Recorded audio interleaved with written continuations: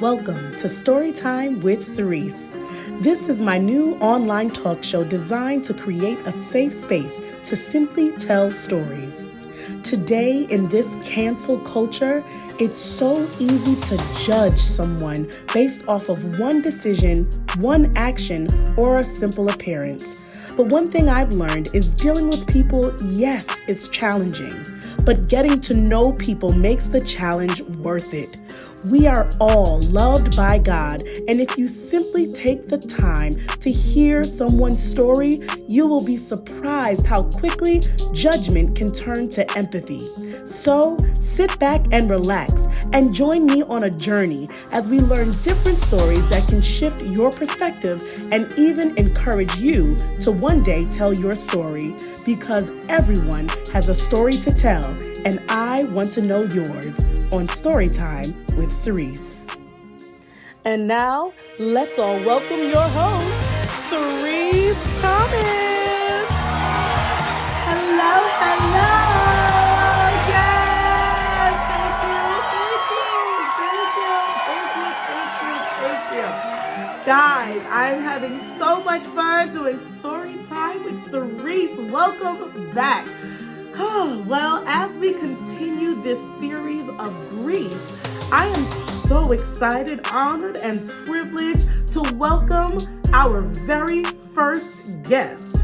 He who needs no introduction, to me at least. It's my husband, the Dayton Thomas IV.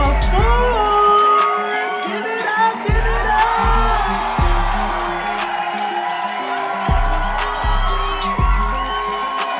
My husband, Dayton Thomas IV, as my first official guest on Storytime with Sirece. This is super exciting. He has been my biggest support and number one fan. And so I am just super excited to kind of dive into this. Thank you for your courage and willingness. I did not force him. You can blink to let them know that you're okay. I asked him if this is something he wanted to do, and he was super willing. So we're going to go ahead and dive straight in. We just hope that as we share all different types of stories, especially in this series of grief, that someone will be encouraged, because we know all around the world, this is what people are dealing with on many different levels. Last episode, I was able to talk about different types of grief that I dealt with as a new wife, a new mom, and that was just a snippet of it. And there are tons of different types of griefs, whether it be leaving a friendship, leaving a relationship.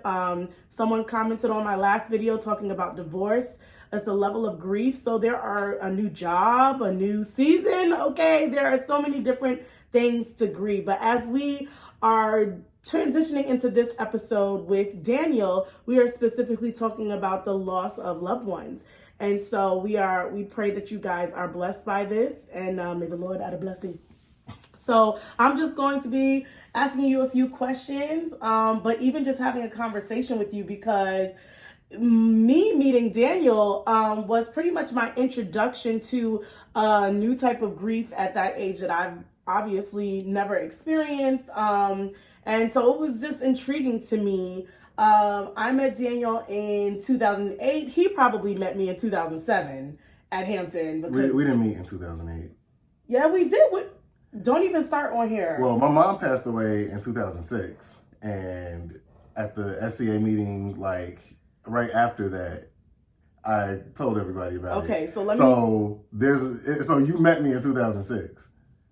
So met is a strong word. You heard me mention it. Okay, in 2006. there we go. You didn't meet. You didn't. I didn't meet you. You didn't meet me 2 years later. Daniel.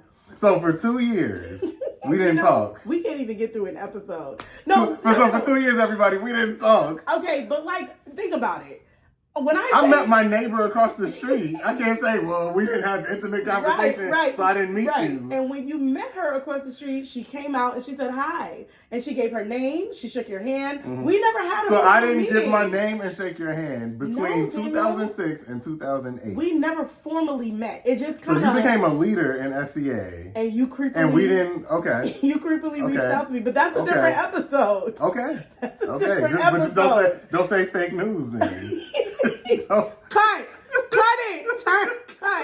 So my first meeting of Daniel. Your first introduction of me. Well, see, that's what I'm saying. Met is a strong word. You met me in 2007. We'll agree on 2007. Or maybe later that year in 2006. Yeah. So, okay, I'll give you that. So my first introduction to Daniel, there was a Christian association on campus, and my friend invited me to come and check it out. And I came and sat, and I just remember people calling him up to the front. I didn't know who he was. He didn't know who I was. And, but I just remember this young boy, my age, coming to the front, and he announced to everyone that, his mother had just passed. And I just remember, I believe it was Morgan. Shout out to Morgan. Hope to have you on the show soon.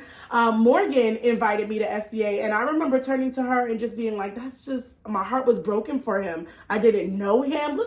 Look at God, though. Sometimes I kind of think of us like Isaac and Rebecca from the Bible. Only because that one part, just the one part where Isaac had just lost his mother, Sarah. And that's when Abraham's servant went out to go find a wife for Isaac, and it was Rebecca. And there was just a part where it says Isaac took Rebecca into the tent to make, they became wife, and it helped him recover with the grief of his mother. I'm paraphrasing, but I always think of that because I literally was introduced to him right in that season. So it was just very interesting how things, that was my first introduction to my husband. My first introduction to my husband, who I did not know was going to be my husband at the time, was this young man taking courage in front of everyone. And he wasn't crying. He might have had tears in his eyes. I don't recall that. I just remember him being very straightforward about it, that, he lost his mom and he thanks everybody for their prayers and their support. He probably made a joke because that's big of him. That's why we can't get through anything, because we have a huge sense of humor. We have to grow up. And so he made a joke. And, I think what I admired about him from that moment is that in his moment of discomfort and grief, he looked for a way to make everyone else feel comfortable in his presentation and in his kind of keeping the atmosphere light. And so that was what I met. So we're going to rewind a little bit before I officially met him. That was my first introduction, but I just wanted to know, we're going to rewind because now we're talking about the grief of losing a parent. And that's something that I cannot imagine. I dread the day. I know it's a part of life, and I know there's millions of people around the world who unfortunately have experienced that. And I've seen people deal with that very differently, especially based on the relationship they shared, based on their faith.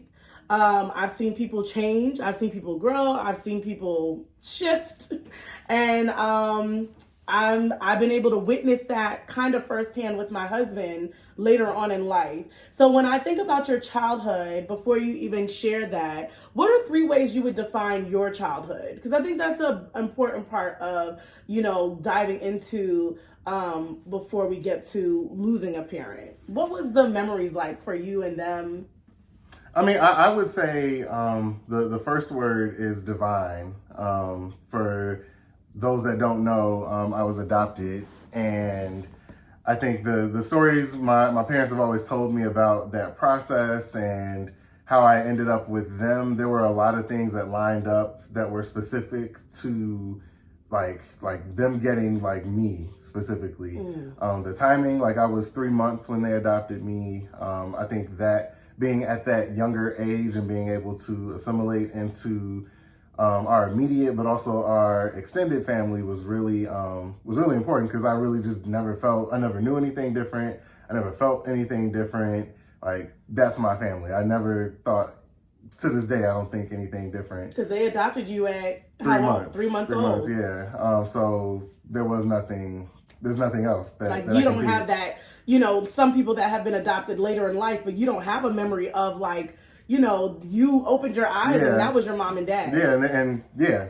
So to me, that was divine. Also, I feel like I look like my dad. I look like my uncles on my dad's side. Like I just feel like that's another episode. When I attribute that to the divine nature of it because like there's no reason I should look that much like hilarious. them. I just like you look at my baby picture. You can edit this in there.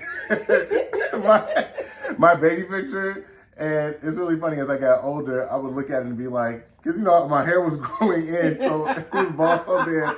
And at the time, my dad was bald there too. I'm like, yo, I look exactly like my dad. And when I met him and got to meet his dad, I was like, you sure you adopted?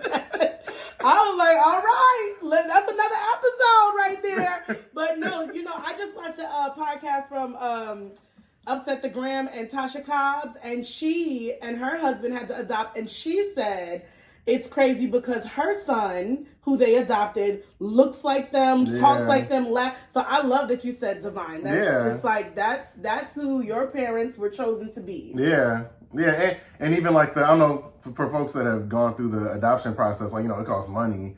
And just my dad's, retelling of the story of them not having the money and then getting the money at like the very last like day or week or whatever. Like even he got choked up telling the story. Wow. So divine is definitely the number one word. Beyond that, I would say, or in addition to that, I would say joy. I had a very like joyous just upbringing. My parents, my mom in particular, we're very intentional on making sure the environment was safe and love filled.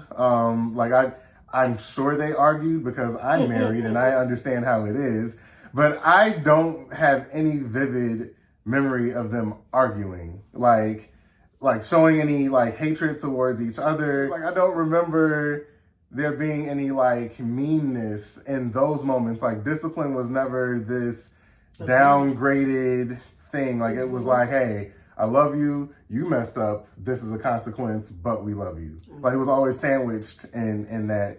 And then just the environment I grew up in with my my grandmother and my aunts living in the same household, family always coming over, seeing my other grandmother and the other, my dad's side of the family, just feeling, and I always felt love being around them.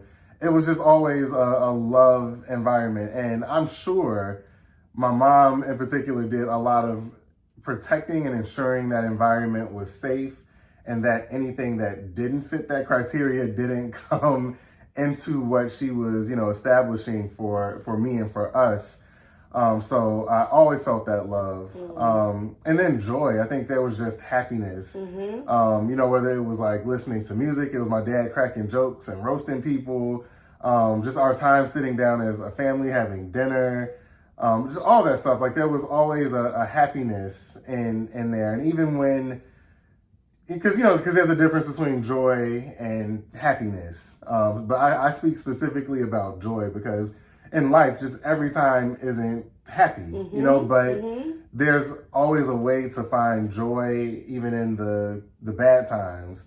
Sirece, referenced earlier about me, cracking jokes, probably cracking a joke when I mentioned, not joking about my mom passing, but like creating an atmosphere where it isn't like somber or heavy. And, even, at my dad's funeral, while it was a sad day, being able to see the joy in life and expressing the joy that he had in his life and that he impacted to others' lives. I think one big thing for me that they imparted on me is being able to do that. Being able to still have joy in the midst of any situation. And I always say, like, my dad never sat me down on a rock and, read off of tablets to teach me proverbs of things. My dad was a man of example versus, exclaiming what a certain thing was. And there's so many, like, especially in reflecting after, while he was here, but also after he passed, like, there's so many things that he imparted on me that even if they were unintentional, which I don't think they were, but even if they were unintentional, they were divinely placed through him from God, I think, in a lot of different scenarios. So I think those would be the three things. It being divine, having joy, and I already drew a blank as I was talking. I think you said love. Love, yes, love. My parents were just a really big example of that, as was our household. So I love that. Meeting Daniel, that's what actually oozed out of his energy. Even that the feeling of it's hard. Yeah. The feeling of divinity oozed from him. Like, meeting him was just like the time, the place. We were on campus together for 2 years and had not really crossed paths officially, and so, but what oozed from him was joy and love, even in his friendships. And I think that, when I got to see the relationship, once we started dating, I got to see the relationship with him and his dad, and it was just jokes. It was just jokes, and his dad just cracking on people, and there was a lot of joy from his dad, a lot of just easy going, and so I'm glad you're able to paint that picture. And I think that is so important to be able to recall those times of your childhood if you've ever experienced the loss of a parent, because that's what makes you who you are. And that, I believe, is what carries you on, is being able to kind of memorialize those feelings in a way that they don't just stay in a box, but they become a part of who you are. And now you're passing that same divinity and that joy and that love to your child on a whole nother level, because she is a whole different level of joy and love and divinity. And that really is the hardest part of loss, is like knowing what to do with it, because I don't like to share emotions, which makes this right now have its own challenges.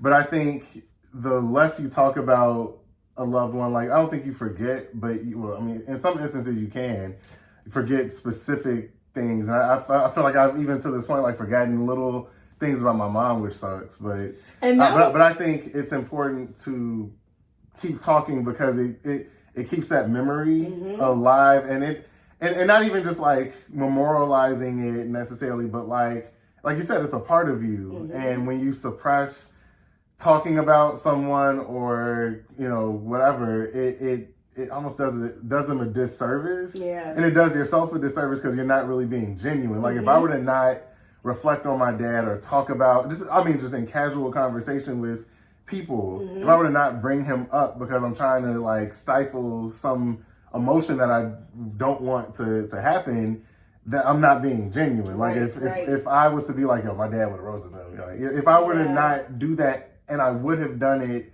normally, it's a disservice. It's almost like you're going against the grain of grief, because I do believe recalling wonderful memories is a part of grief. And some people, suppressing that can make it harder when you go against the grain of grief. And when I met you, I remember you kind of explaining along the way throughout the years and months of me knowing you, like your mom and dad's marriage was full of joy, and how much your dad just did for your mom, and how much he loved her and sacrificed for her and worked hard to create a life for her even before she had you. And I thought that was very admirable, because I could see those traits passed down in him, and I was like, okay, I want it, I'll take it. But I could see it even before you told me about that. So your mom and your dad getting married, I even remember him sharing with me that it wasn't an easy journey with him getting married. So it sounds like when your father got married to your mother, she was already sick in some way? Yeah, she was. And I think, because I know she suffered from seizures. And I know there was some concern from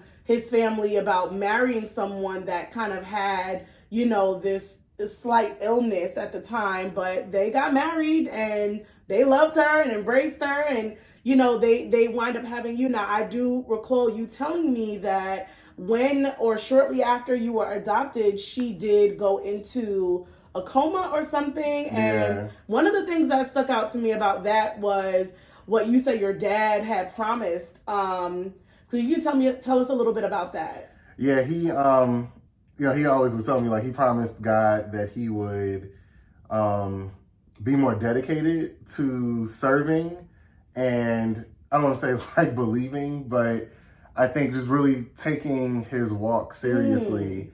And once she recovered, he kind of kept his end of the bargain up. Deacon? And I feel like Thomas. I feel like a lot of people don't do that. Like, you make these promises to God, wow. You be like, I appreciate you. Yeah, he loved her but so he was much. very serious, and I think it was probably. I don't think it was just night and day. I don't think he was out there, being a heathen, and then he was like, all right, I'm gonna fully flip things. I think, they were in church, and he was around, and I know my mom, because my mom was probably like you, and she was probably just like, yeah, you need to touch her, you need to touch such. So I'm sure that was a part of it. I think that was just like the catalyst for him really diving in and taking his walk seriously. And it changed his life, and it changed his what drove him. It changed where his focus and his treasure lied when it came to what gave him joy. I think it gave him like just the church specifically. I think it gave him a point of reference for his faith, and like where to start his journey of being connected with God, but then also being connected to the body of Christ, and the value in serving. Wow. Serving within ministry, and serving in ministry has its own benefits, and whether it's social, whether it's accountability, just guidance, because like when you're in ministry, like it's very, very difficult to serve and then then go home and just do something completely different. Like there's a heart change, whether you know it or not, that happens when you serve. And I think that really affected my dad, and then in turn, as the head of our household, affected us and how we operated and where our focus was. Like, we was in church, we were, my dad was big on giving and giving time and everything that goes into church. so we felt all of that, and then that poured into where my focus became as I became a teenager and then became an adult. And so then that faith was very heavy in your face. And this just to kind of recap, that comes from, again, your dad getting married despite what people were saying, taking care of her, and her going into this coma after adopting you, and him making this vow to God to really walk that walk. And she came out that coma. Yeah. And there's a level that we had to talk to, dealing with her grief, that could have been it for her, and you not really knowing, because even when she came out the coma, you're what, 3 months old, or 3 years, 3 years old, and how long was she in the coma? For 6 months. For 6 months. And so you're older now, and you're looking at her like, but then immediately that mother-son relationship forms, and you were able to be with her for up until what age? 20. So, and that's a blessing, because you could just only be hearing memories about who she was, but her, Gwendolyn Thomas.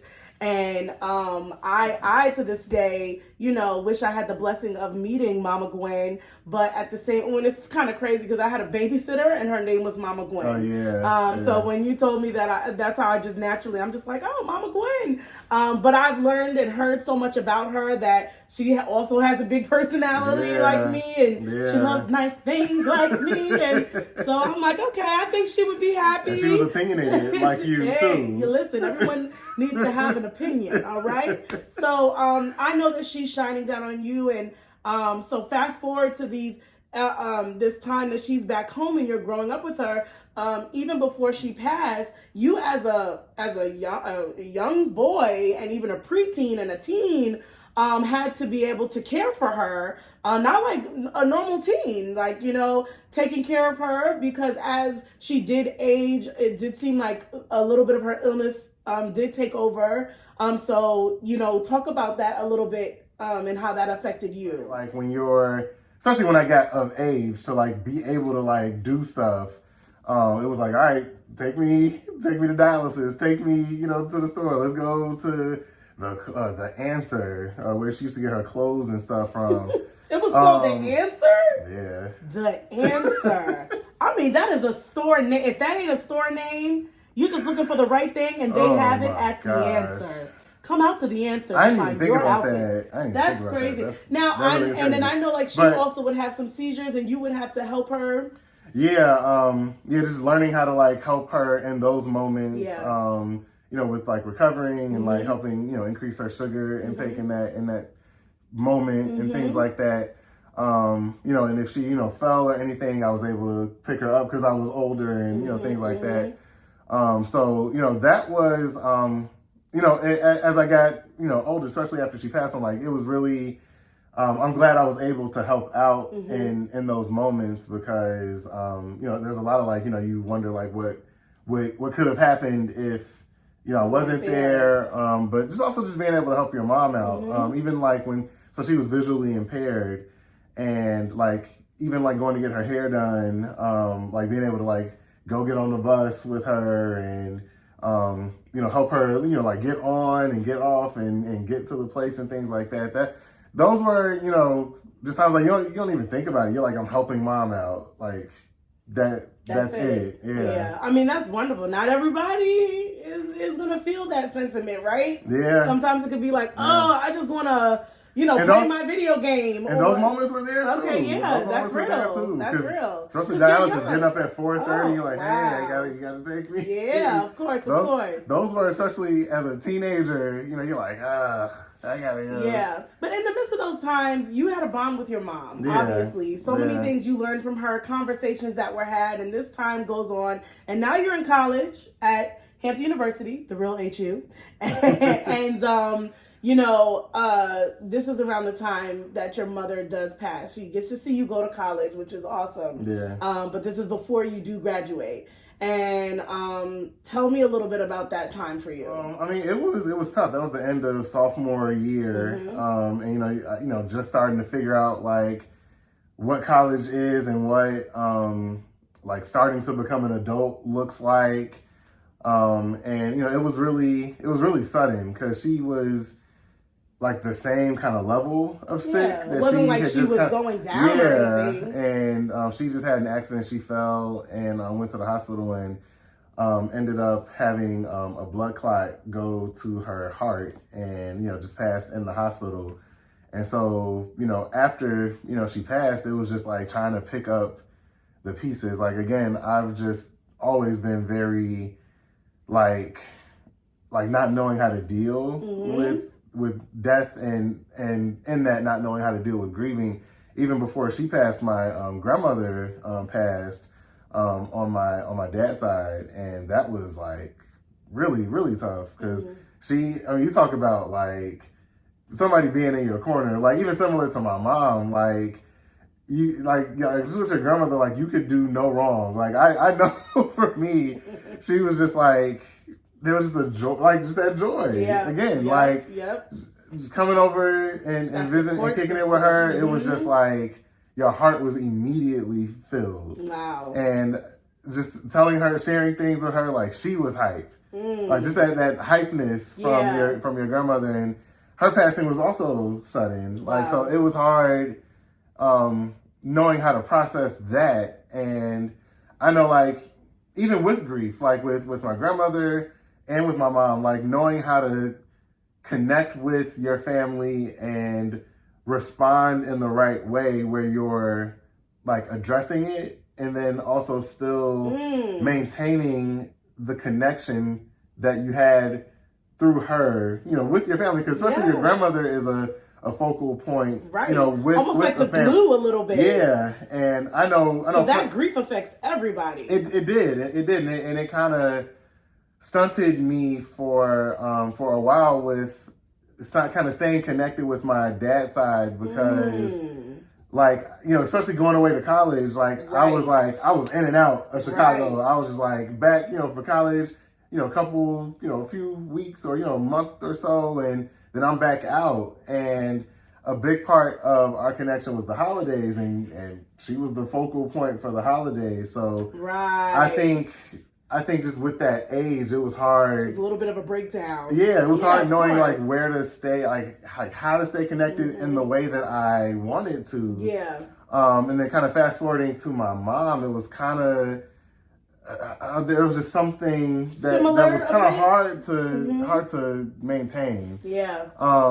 And with my dad, I think he and I took it very, very hard. Yes. And for he and I, we just, and this has kind of been a defect of how I think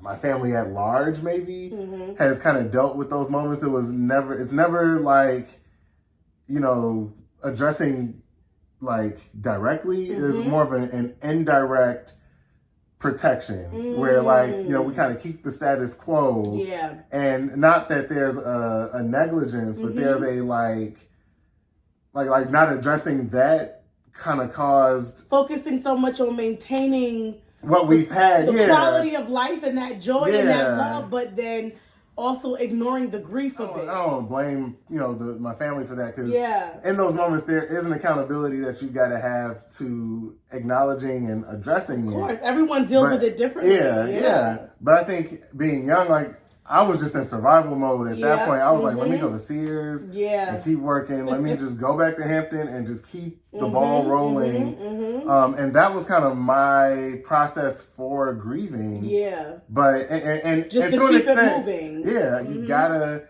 not go in a corner and grovel and lose yourself. Yeah. Because in losing yourself, you also, like in my case, for me, losing that was losing what my mom, like what she poured her life into doing, which not her life, but and pouring into me, and the sacrifices that they made. It was like, if I don't continue this degree, if I don't like keep my head in the game, if I don't uphold my morals and keep myself going, why did she do everything that she did? And for me, that was almost a service to her, for me to keep going. Like she was beyond excited that I went to Hampton, because she definitely wanted me to go to Howard.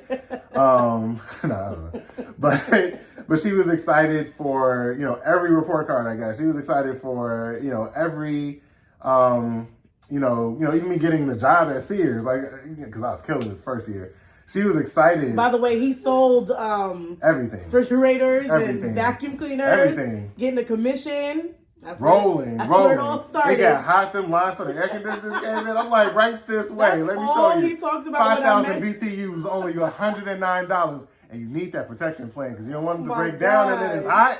You don't want to come back and see me. Like, let's just I can see him right now with his little Sears shirt. With the little badge, with the lanyard. I'm like, let's go. Just waiting. I would be so mad walking into Sears and seeing him waiting to talk to me. Right this way, man. Right this way. Oh, my gosh. But she was just excited. And I think I wanted to keep that going for her as much as I did for myself. Yeah. But I know with my dad, it was just hard because we were siloed from each other for probably years. So when I met you, that's what I remember you kind of talking to me about, just dealing with how to preserve what she's instilled in you while also trying to figure out how to grieve her. There was a moment, so I met him, we moved forward, we got married, and we did our thing. But there was a moment, even this is years after her passing, where that grief kind of hit you years later. And you would share with me that sometimes it would just come out of nowhere. And it was not until then that I realized, because I didn't really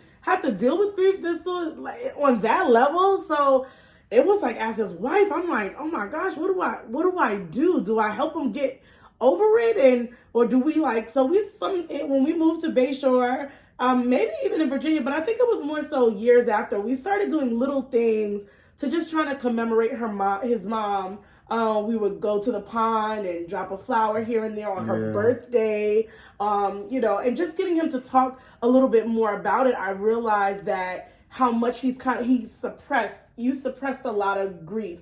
And you even said talking to your dad about your mom was very difficult. Your dad didn't really bring her up. And so he kind of eventually took it upon himself to kind of bring her up. And then you did the memorial dinner, which was wonderful. And it blessed so much of the family because it was just like, yeah, let's not forget her. He got a big old picture and, everyone was there and just shared memories. Your godmom, which was our best friend, was so happy. Hi, godmom, was to be up there to be like, yeah, let's talk about her. And I think that's so important when it comes to grief. Like, let's talk about them. Let's talk about the joy and the love. And that was a lot for you to kind of wiggle through. And what I do remember seeing is through that process of learning how to grieve your mother and even talking to your father, you and your father's relationship shifted and got even closer. Yeah. So, tell me a little bit about that, your relationship with your father post your mother passing and what that was like for you too. Yeah, like I said, we were, kind of siloed for a minute. And not like my dad was always my road dog, but like we just didn't like talk about, any of that stuff. And on top of that, we were very much like stereotypical guys. Like we didn't, do the I love you super, heavy and, none of that. And I think one of the other deacons at church kind of made a joke about it. Like he was like, "You don't never tell your son you love him." And I think it sparked something in my dad. Aww. And like, I don't know, like from then on, we just kind of like said it. Yes, that's all I've ever heard him say. I love you, son. We used to make fun of the way he would get off the phone because his dad would never hang up. He'd be like, "Bye, okay, I love you. Take care of yourself." And we would just wait and wait. But he's always, I guess since then, he just, made sure to let you know that. Yeah.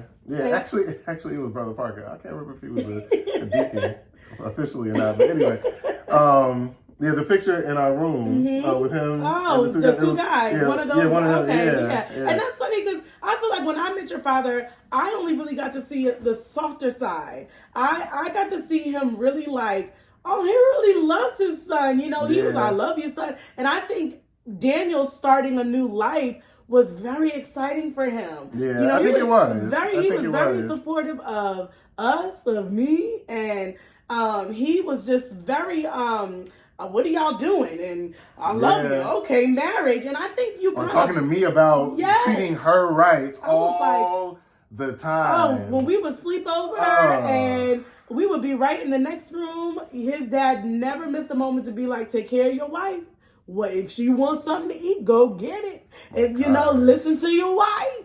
I was like, you know what? Go with your wife, follow her. Listen. All right. And one of the things I also think you brought your father was like, you kind of brought that life, like you brought the marriage to him, the family to him, the advent. He would always kind of make fun of Daniel going to a new job, a new adventure. He'd be like, me and him started cruising every year. So he'd be like, where y'all? I remember listening to him on the phone. He was genuinely like, where y'all at now? But he wanted to know, well, how was that? What's Cancun like? Because, back then, not a lot of people traveled like that. Yeah. My parents didn't like go to Cancun, you know what I'm saying? So I don't really think Dad, even though he comes from the Navy, but on vacation, I don't think he necessarily traveled the world on a vacation level. So you brought a new sense of life to him and bringing your mom back in the picture as a memory and that was really a wonderful season of a relationship, years that you guys were able to blossom and grow. Yeah. I think that's a good call out. Like I think he really was excited to see me kind of have what he had, and I think he was satisfied in that. He really was. And I think with my mom, I think they always wanted, I don't know, like me to grow up and be successful. And I think I consider marriage, and especially successful marriage, success. And I think he marveled in that. I think he always was excited with that. And I think he was even excited about you because I think he saw the way that you loved me and looked out for me. And I think he appreciated that. Like he never said like anything negative about you. I don't think he ever like literally even like in just me and his conversations, there was never like that girl, she just like he was like that's your wife, protector. Like he was always there. And I know my dad, like he would have if there was anything detrimental, he would have said it. Of course. He would have been like, oh, she's spending all your money again, huh? He never said anything. He never, oh, she's keeping you away from us. Yeah. He never said, anything like that. Yeah. And I wonder if there was a part of him sometimes that felt that after your mom was gone, just the hesitancy of like, is this boy gonna do good? Is he gonna stay? So I really think you brought him so much peace. Yeah. That you stayed the course of the things that your mom and him instilled together. Because just imagine you out here, stealing the refrigerators from Sears and you out here on the Chicago news and Joshua at home watching TV talking about, is that Danny? Young boy arrested at Sears for taking money. So they got a picture of me like... Yeah. So it is, I can't imagine what type of grief that could have brought him saying, what am I doing? What am I doing, Gwen?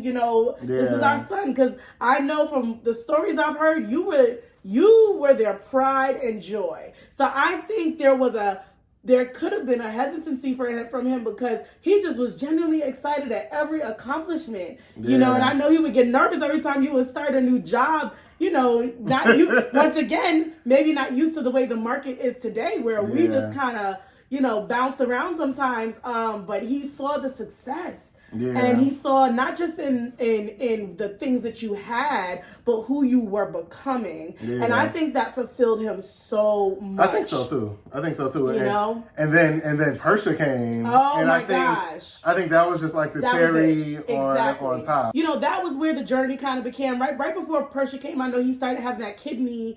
And I think one of the things I saw from you, and me and Daniel kind of had to process through this together, was it is very difficult to see your parent kind of, that you look at, he was a truck driver, by the way, and he would drive them trucks, and I don't know how, and your dad, he got into like Spider-Man type accidents. I'm pretty sure an Avengers villain was a part of that. And he would, I know one of the biggest ones that your mom, right? Oh, yeah. Where the truck and he flew through the window and the truck was leading a child. I couldn't believe it when I would hear it until I would hear somebody else say that. And he just walked away from it. And, yeah. And I know Daniel, he just looked at him like a superhero. You do. And it's very difficult to kind of see your parent begin to kind of need more things. I know I see that sometimes in my own parents. I'm just like, all right, they're getting older. And I remember we took him after his kidney surgery, shortly after, we had something with the kidney, and he had the transplant. He had the transplant, right? So he came out to New York to Times Square. We walked this man through time. I don't even know what I was thinking. I should have been more aware. He stopped in the middle of the Times Square and was like, but that was a strong man. I remember telling my mom, my mom's a nurse, and she said, y'all got that man doing what? After a transplant? But I think he loved, we would just bring him on any adventure we could bring him on. Yeah. And when we would go to Chicago, just hearing him drive around, walking around the museum. And so it was a little adventure after adventure, because you couldn't push him too far. Dad, you want to come? No, I don't want to come. So he didn't want to do everything with us. He was so content when we would come back in and walk through that kitchen, and he'd be like, what y'all is do? I can't say what he would really say. What y'all do? Y'all tired, huh? And one of the things I do remember is early on when I would be over there at Sunday morning at 8:00 in the morning, I was like, oh my gosh, look, Prince got scared. He would knock on that door, And he would make sure Daniel and I, with our 25-year-old selves, were in church with him. But we had to get up. We weren't gonna make him late.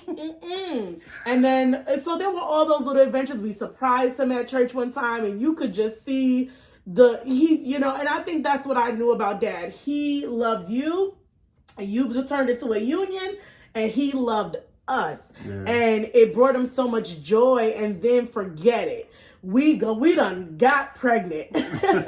We got pregnant, and you could see his excitement, just like, he's the type of guy, like, he ain't gonna, but you could just see and hear. Yeah. So having Persia and bringing Persia to him and seeing how he was, that was something new for me. Yeah. Seeing him in a different light. Yeah. Right? And for me, I was like, when it comes to grief, like, it's hard to kind of separate the I wish they were here from, like, enjoying the moment. Ooh, yeah. And I think with Persia, it was especially hard. Like, I would say Persia, and, like, even some of the jobs I've gotten, like when I got GE, and also when I got Amazon, it was like, I wish my mom could see this. Like, I'm just like, her head would explode with excitement from seeing me like progress in my career and like hit certain objectives, whether it was like salary or responsibility or just whatever.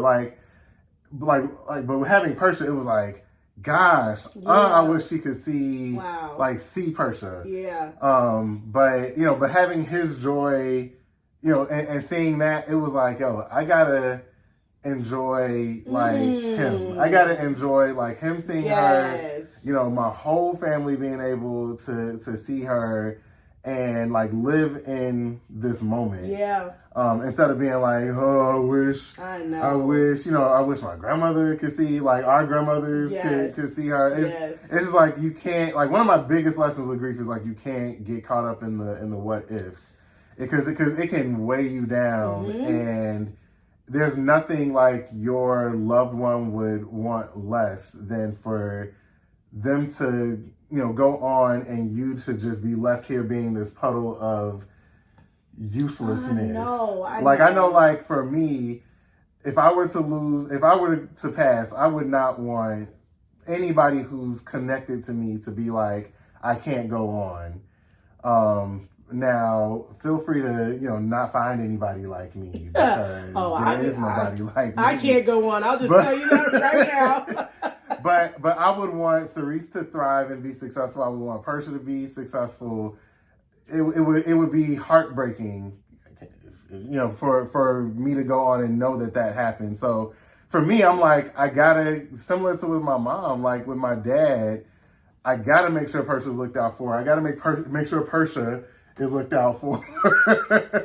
I gotta make sure they're good, because if there's nothing else my dad would have wanted, it would be to uphold, respect, and look out for my immediate family first and foremost. Make sure, because that's what my dad did. My mom and my dad, the sacrifices that they made, but even him as the head of the household, the sacrifices that he made as a man, I probably will never know what he did. And I probably could never even fathom some of the stuff that he did. I know growing up, I remember him taking a second job as a security guard.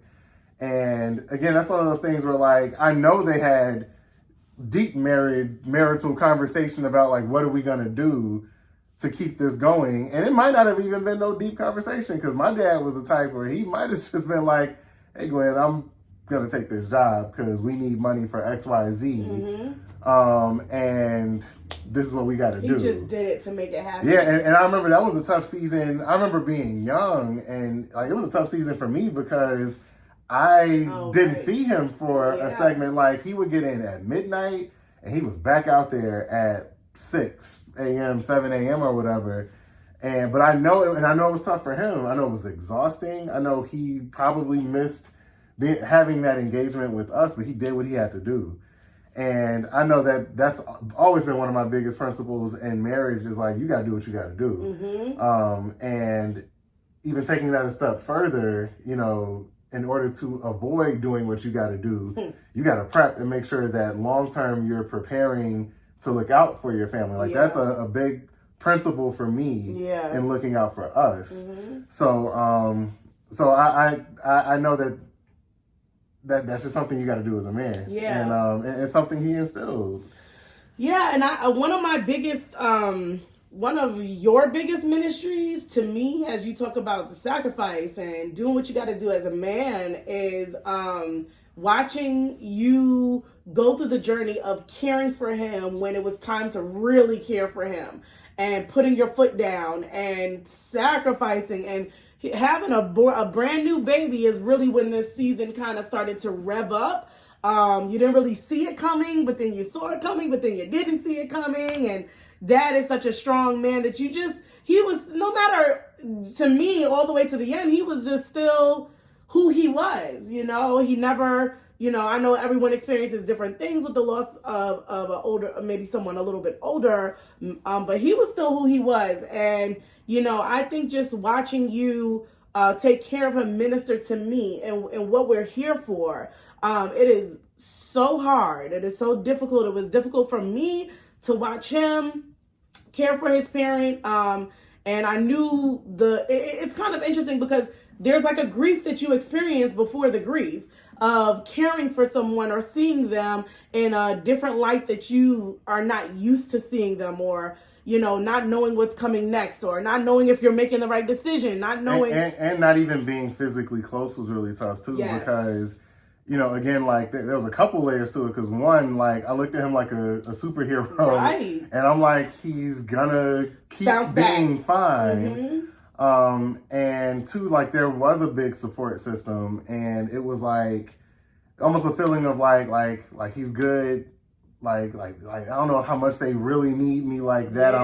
You know, and you know, I think fast forward to like when it really did become like, dang, like something's got to change. You know, and even like preparing that transition for him to come live with us, you know, out here was tough, but it was like almost exciting. Like I finally get to pour in the way that I really wanted to, have always wanted to. But like the balance of like, and you said this from jump when like it was, when the bar even started going down a little bit, Sirece was like, move him out here, get him out here, let's go. I was ready. And the struggle for me was like the balance of, we had just got pregnant. We didn't even. It was before that. Oh, right before we got pregnant. And it was tough because he didn't want to. He wanted the familiarity of being. He did not home. Want to be. And you know the strain on the folks supporting him was increasing. So it was like trying to honor his wish. It's trying to honor his wish and try not to put that pressure on everybody else. And his wish, and then also everybody else's wish, because everybody wanted him to be there. So you're trying to look out for him. You're trying to look out for what's best, like statistically. So you're just being pulled in so many different ways during that time. And it's tough because like wanting him to be close was also pulling. Because it's like, who doesn't want their parent to be close to them? But again, it goes into that, like, well, one, looking out for what he wanted. And the doctor and not so much what he wanted, but what was feasible combined with what he wanted. So like, if like, and what it turned into, and you know, especially to like the last 6 months of him being here was like, you know, that feasibility outweighed what he wanted. It was like, well, you're coming. I don't know what to tell you. You're coming out here because like now, like it has to fall on us who are. You can't offset like everybody else at this point. We got to figure it out. And I think he understood that. He did, because he finally agreed. Now the years before, because it was years. It was a process of years of him kind of going through this. But even the doctor made a good point, and that's when I kind of let up when he just said, "Look, unless it was completely unfeasible for him to stay in Chicago, you know, sometimes being where you want to be, where a person wants to be when they're not feeling their best, mentally can be better for them. Right. But we didn't want him to come out here against his wishes and go down quicker because mentally he was depressed and not around his surroundings. So we we didn't push it. Yeah. But like you said, those last 6 months he was like, and having Persia, because that was we were like, look, Dad, you're gonna have to come to Ohio, but Persia wants to see you. And he was like, all right, you know. So she was our wild card. Yeah, she was a wild card. And unfortunately that didn't happen in time, and that was one of Daniel's biggest, from what I saw, my perspective, wrenches of just like, if I just had a little bit more time, he would have been out here, he would have gotten to see Persia. Persia is now remembering a little too much. And but I will say this, he had such precious times with Persia. Those are precious times, because you may not see it in the moment, but in the moment, when you look back, you're like, wow, I'm so happy that he got to hold her, he got to see her, he got to be around her. He started seeing her personality come too. Yeah. And so, and even talking to him a little bit on FaceTime and like doing all of that. Her little forehead stare. And you saved pictures of her and him in the phone. So he had that access, and we sent him stuff. And, losing Dad was crazy, and I'll try to keep it together for your sake. But I think that there was a lot that came with that.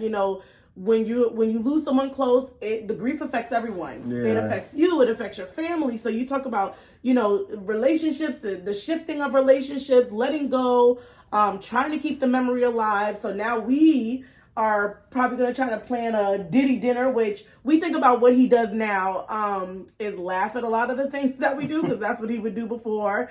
But one of the things, the hope was, what Uncle Lewis said was right before he passed, he had a dream seeing your dad reunite with your mom. Yeah. And, I'm going to need a moment. Sorry, guys. We had a moment. I had a moment. I wasn't supposed to have a moment for him.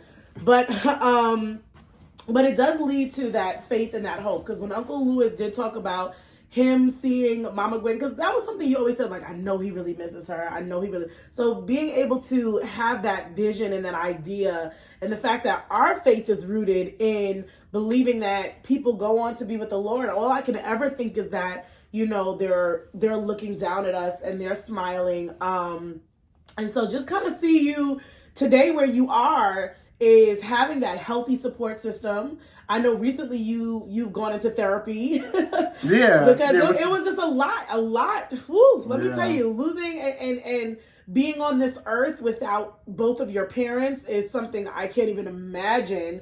And yet, you have continued to uphold yourself and be the head of this household in a way that we, all we could do was just feel like we're holding you up, but we never felt like you were falling on us, if that makes sense. Yeah. You know what I'm saying? And that is a really courageous place to be, but you also know it's a safe space if you need to come lay on mama's bosom. And part of the therapy was also making sure that the not falling back was a healthy not falling back, because a lot of people just stand up and, without dealing with what they're feeling. And not never, but in this season, I definitely have wanted to make sure that's not the case with me. Right. Like, I want to have a genuine strength for us and for, everybody around me, but also for myself. I want to make sure like it's not a pseudo strength. And, with that, like talking through what I'm feeling, talking through, missing my parents and finding healthy ways to cope and honor them, and honor that. And then also, like you said, like making sure that I'm facilitating, creating that safe space for myself. Making sure that, because what is a part of loss and what's a part of even grief is your ministry to yourself a lot of times, but also to other people. You don't ever go through anything for the sake of it. Like there's divine purpose in everything, because God has continuous purpose in life, death, and everything in between. So losing my mom, like we kind of alluded to earlier, I think a big part of that was me and my dad getting closer, and all the positive things that came out of that. But then also, losing my dad, like I don't exactly know it just yet, but I know soon. Because with my mom, it took me years to even come to that conclusion of part of the byproduct of losing her was, getting a stronger connection with my dad. Right. Ooh. And again, I don't mean purpose, like God took my mom to make me, closer to my dad, but a byproduct of that was that, with my dad, it's still hard to see what that was, aside from it was just kind of time. I know, kind of touching back on my grandparents, I know, and just my grandmothers in particular, I know sometimes reconciliation with losing one person is different than the other. Like, I know losing my grandmother on my dad's side, it was, to this day, it's still kind of hard reconciling. Like, God, like, what the heck was that? What just happened? And she had health things on her end as well, but it was just like, what the heck? Interesting. But then, like, with my grandmother on my mom's side, it was like, I don't know. I hate even saying it like this, but there was more of a piece with losing her. Like, like you were at the funeral, so like I was wailing at the funeral. But even with that, I was still like, I don't know. Like, I can't qualify it. But I think that's a really good thing to bring up. Yeah. With her, it was just like, I don't know. There was just a like God, like I've seen what you've done throughout her life, and not that I didn't with my grandmother on my dad's side, but I was like, I don't know, there's just something, I don't know. But she was like, I understand that. I think that with some, especially maybe grandparents, but not all, obviously.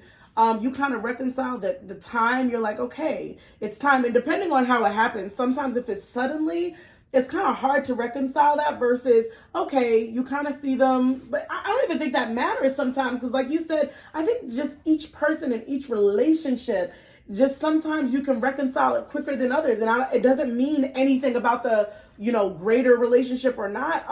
I think everyone sometimes wants to know why, and some of those answers you may be able to reconcile easier than others. Or what the why and the what if, the what if, like, God, like, what if, like, my career started in Chicago instead of starting in Virginia? Like, would I have found more success in Chicago and stayed home, and then we found a way to make Chicago work for us as a family, and then like I had all that time with him versus being separate that whole time and then having to like try and drag him out here. Like, dang, God, like, why couldn't we have had that time together?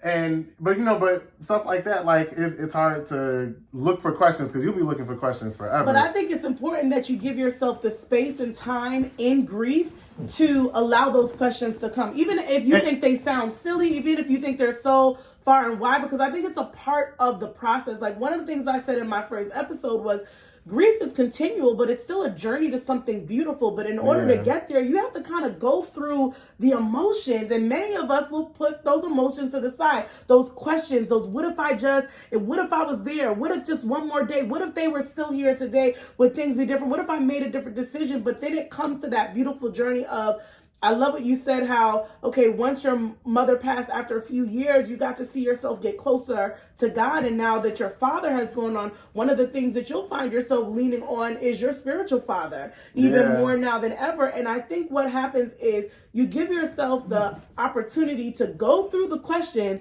and then allow yourself to land at trusting God, and not even understanding, but trusting God that this was your story and he wrote it out. Yeah, and you gotta trust the way it happened, but you have to give yourself that space to kind of go through that, But allow that story after the questions of what if.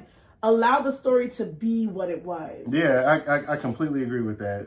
And I will say, like, I've gone through individual journeys for all the folks that I've lost that I was close with. Like God, what just happened? Yeah. Even with my mom, like, I remember, like, she passed, and me and my dad had our moments, and I remember just like crying walking down the street listening Yeah. to Ty Tribbett, just trying to like be like, all right, God, you did this, so you better like. I try not to demand things of God, but I'll be like, hey man, like you gonna make sure you better be right here with me and God, and not like forcing God, but like that's a promise of God that He's gonna be with you in those moments.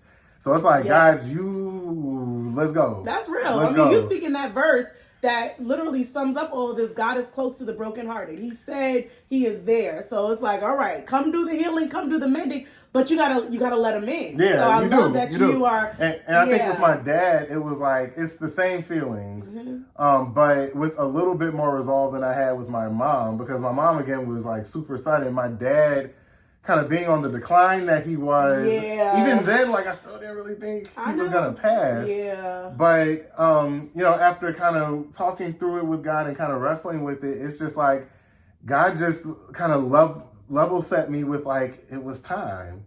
And that kind of helped me resolve some of the outstanding things I had with like the assisted living spot that he was going to go to being down the block from Hirsch's daycare, like stuff like that. Like it was, I'm not going to say I'm like completely absolved of that, but like it just gave me a little bit more peace. It's just like, it was time. It was like, it's like putting Persha down to, go to bed at night. Yes. It's just like, hey. Or as much as we want her to remain a little cute newborn, we see her going to the next level, and it's because it's time. And that's not something that you can stop or slow down. Yeah. You just can't. It's time.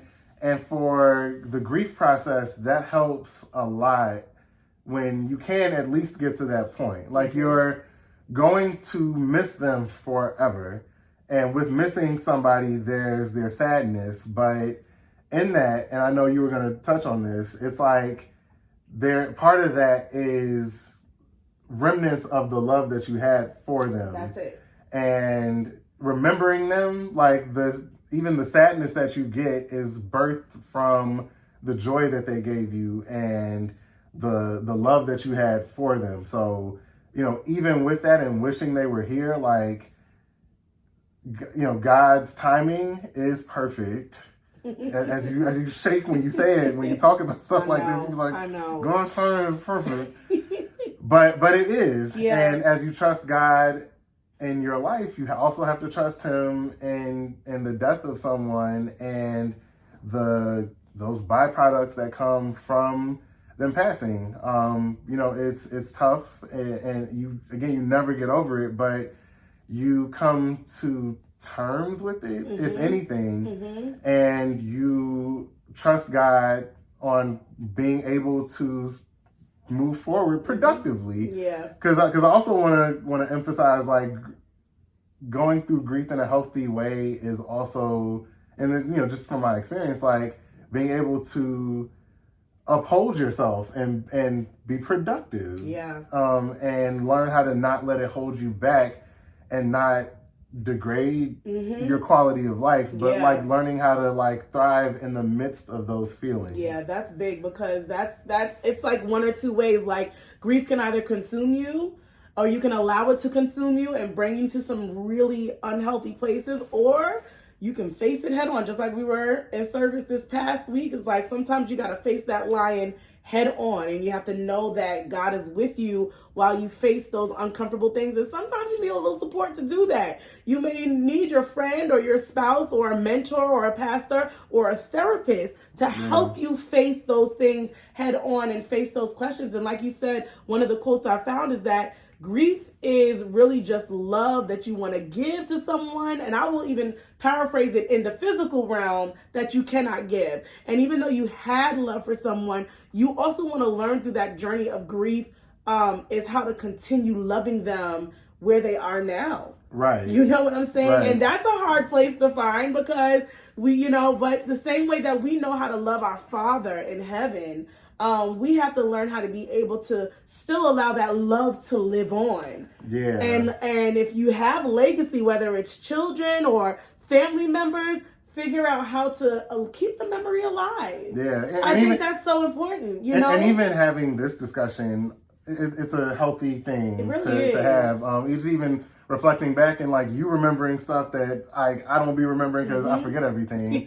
Like that in conversation, you remember that. Absolutely. Like even talking to all sides of my family, like everybody has memories of my dad that are healthy and fun. Yes. And like you gotta remember how and fun it brings stuff is. his essence closer. Yeah. When we're able to sit and joke, even if you gotta cry through it, like it brings their essence closer when you really are able to get a little bold about it and like just talk about them. Because that's what I felt. I never even got to meet your mother, but at that dinner, I felt like I got to know her because her essence got brought closer by people bringing up stories and memories. And we're going to continue to do the same thing with your dad and your mother. And as we close, you know, do you feel like there was anything different having lost one parent versus not having both parents here, and what you feel, or you just kind of feel that very similar feeling? No, I mean it's definitely different losing both because you feel like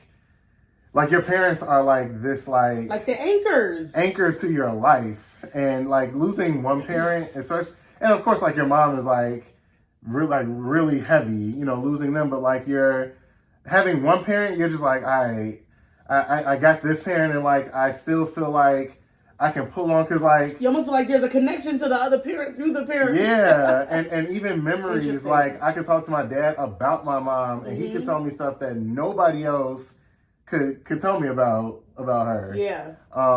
Yeah, but you know, losing my dad, like you know, I don't have the stories that he could tell me about himself.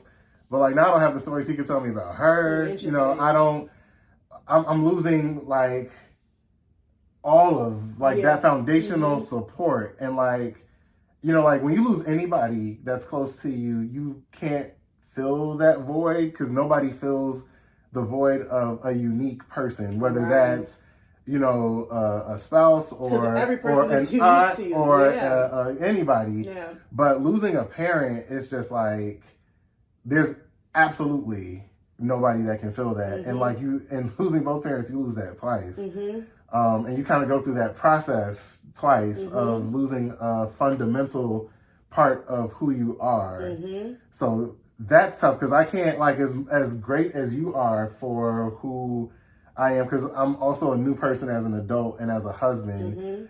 And you provide something different with that as my wife, but like as a child, like as the child of somebody, there's a protection that they provide. Like there's a covering. No matter where they are. No matter where they are, no matter what you're going through, not even if they can help you with stuff. Like it took me years to take my dad off as my emergency contact. Like, what's he gonna do for me in Virginia? Like it took me years. He'd be like, hello. It took me years to take him off because it was just like, this is my dad. Like who else I'm gonna trust? Sirece. I'll be like, kill him off. That man ain't. But it took me years to even like transition to, especially being, because we were 23, 24, Sirece, when we got married, and so it was like that transition was tough being young, but like losing a parent is like you don't have that, like, I don't want to say ride or die because you're also ride or die, but like if I do something detrimental to you, no, for real, like that, my dad would still be like, man, you shouldn't have done that. That was stupid. You're an idiot. Come on, let's get it together. Like there's not anybody else that's gonna take me in that way, especially with my, or you know, like my mom also would have done.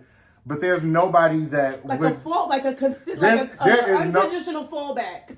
There's nobody who will let me show up at their doorstep, go into their house, consume all of their stuff, use the gift cards that I find in their sock drawer, without any explanation, and nobody's gonna do that. So it's like you struggle with trying to find a replacement for that. You go through a season of trying to figure that out, and then you're just like, look, that's not here anymore.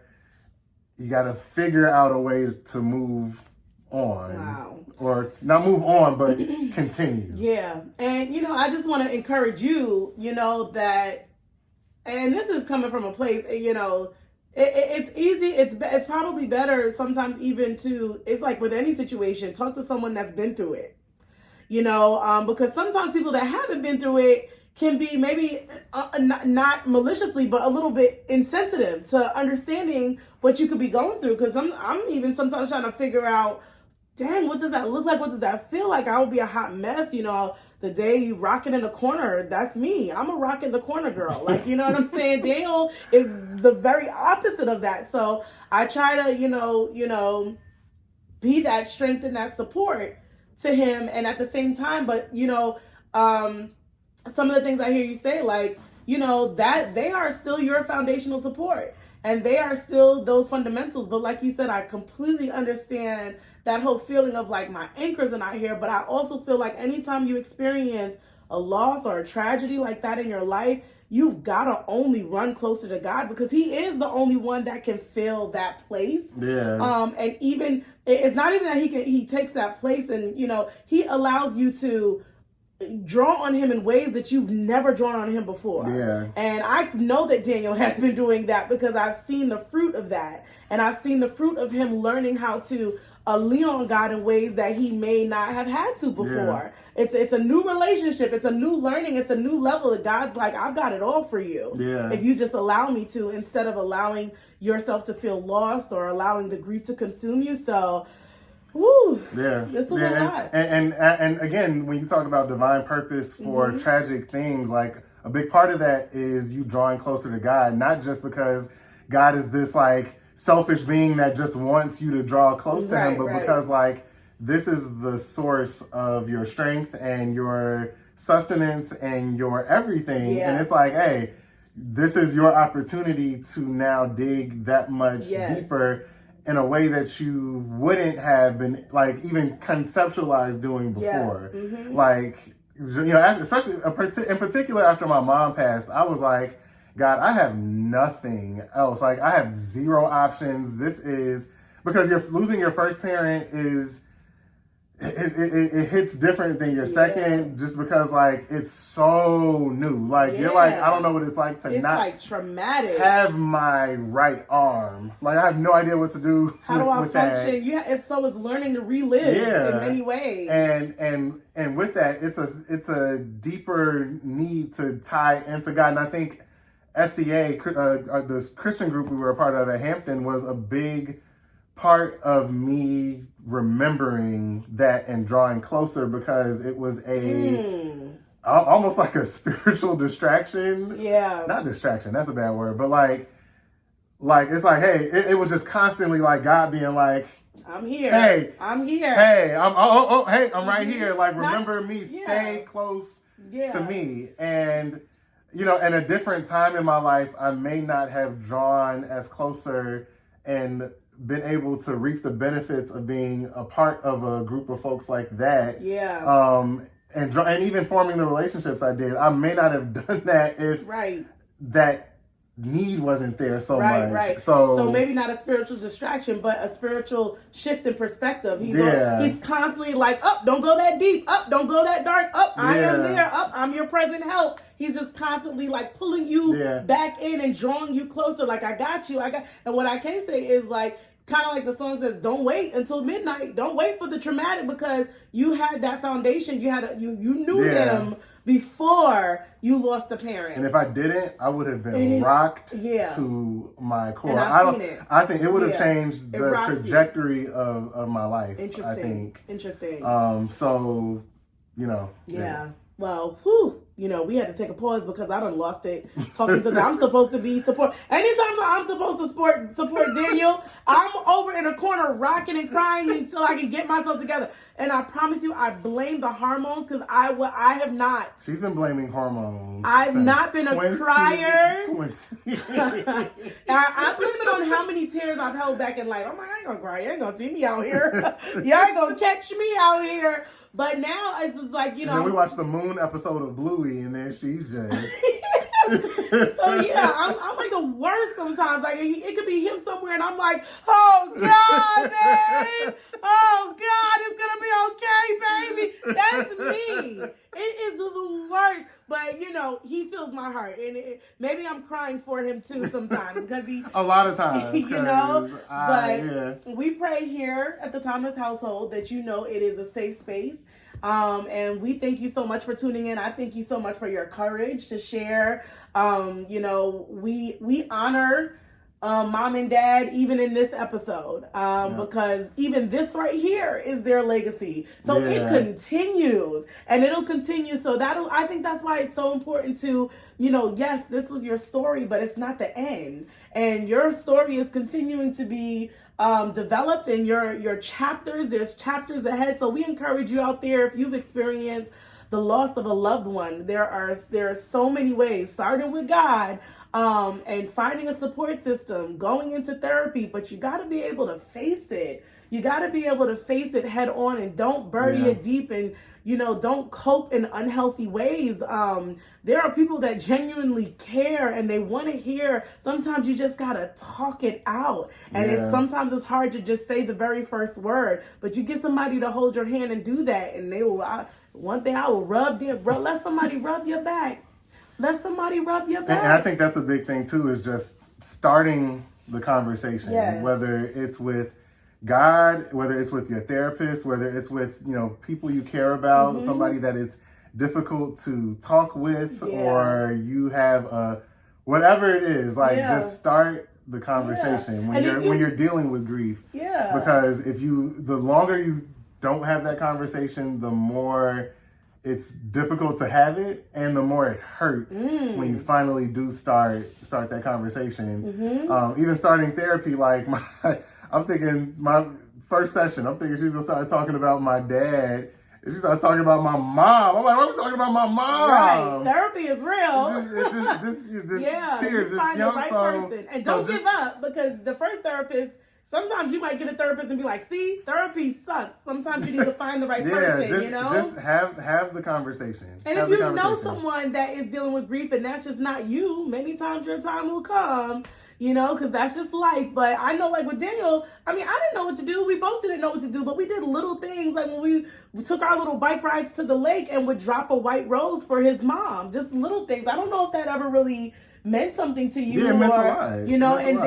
Then for Father's Day, we let a balloon go for his dad. So sometimes you need to help think of something, even if you think it's silly or you think it's small. The smallest things can make a biggest impact in somebody that that's dealing with grief. Do something to let them know that you care and that you understand that there's a depth of pain that can be there, that there's a grief that is continual, but there is a journey that is beautiful if you just allow that in, if you just allow the light in, allow God in. So, we love you, Daniel. You got me all messed up over here. And we love you.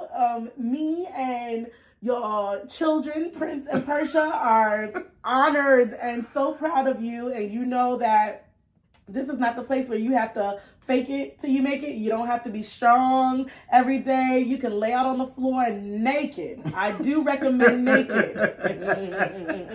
You can lay naked and cry. We know I'll just cry on a random Wednesday at 1 p.m. for no reason, and asking you to make a grilled cheese. That's right. And I will literally, you can lay on my bosom as I make your grilled cheese. Sometimes you just need to hug people. You need to rub somebody's back. You need to show a little love. It is hard out here in this world already. And then on top of that, we have to deal with grief. And so this was incredible. I'm inspired. I'm encouraged. I'm always learning from you, obviously, but I've learned so much from you in this journey. I'm so impressed, inspired. I feel convicted. When I watch Daniel, I'm just convicted naturally. I'm just like, ugh, here comes Mr. Bishop Daniel. He's just, I know I'm joking, but why I make fun of him is because he's like this. He's just like steadfast. Things could be here, but he finds himself right back to this place of consistent, steadfast. He ain't gonna change up who he is for nobody. And that is what I love about you so much. From the day that I met you or introduced to that young man in 2006, I can't even remember your face, but I just remember a young man up there telling us that he lost his mother. And I was just already inspired by his ability to communicate that. I saw the grief, but then he made us feel comfortable in the midst of him sharing this information. And that's still who he is today. But it's important to check on your strong friends, like they always say. Check on those men that are always holding it down. They need someone to hold them and just ask, how's your heart, right? We learned that from one of our marriage counselors a long time ago. I think it was the right on the tip of my tongue, from FGKC. Oh, Pastor Dean and no, how's your heart? The marriage counselors. Oh, the Nesbits. The Nesbits, yes. Yeah. They used to say, stop and ask, and it doesn't just have to be a spouse. If you got a close friend or family member, sometimes instead of just saying, how you doing? Ask someone, how's your heart, you know? Mm-hmm. And one of the things I've learned is, like, be careful when you ask people, oh, how are you? And someone actually does open up to you, and, you know, your response can really shut somebody down, you know? Some people, like, don't remember that they've been through stuff, and the moment that their strong friend or strong family member is going through, they're like, what's wrong with you? You good? Get it together. Be careful. Be very, very careful. I'm sure they won't come to you again. So you have to be sensitive. I have to get convicted in that sometimes because of Daniel. If I see him down, I'm like, what's wrong with you? Get it together. Because I don't like seeing him there. So it's not that, you know, people are necessarily being harsh. They love you. They're not used to seeing you there. But you got to be careful. If somebody's telling you they're going through something and they're a strong person, many times that took a lot for them to even get there. Like, I know if Daniel has to come to me and say, like, hey, I'm feeling something, I already know that took a lot. So I'm working on being like, oh my gosh, let's sit down. Let's get through this. What do you want to do? Let's go out. Let's do something. You know, so may the Lord add a blessing. I hope you guys enjoyed episode 2 with my first guest, my most special guest, my sweet Dayton Thomas IV. We love you and we thank you. We pray God's continued healing and covering over your life as you continue to journey through this. And we honor you, Mama Gwen, and we honor you, Judy, because we know that you're watching us and you're shining down on us. And we pray that we continue to make you proud. And we thank you, God, for this opportunity and this platform just to be able to share your love and your spirit that comes and is close to the brokenhearted. In this series of grief, thank you for being on Storytime with Sirece. You want to say it with me? Storytime with Sirece. That was good. You know what?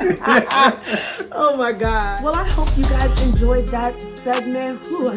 I had to take a moment to pause for a second. But I hope you guys are enjoying Storytime with Sirece. And if you are, please don't forget to like, share, and subscribe to our channel. We will be back with so much more content. And I will see you again very soon. Bye.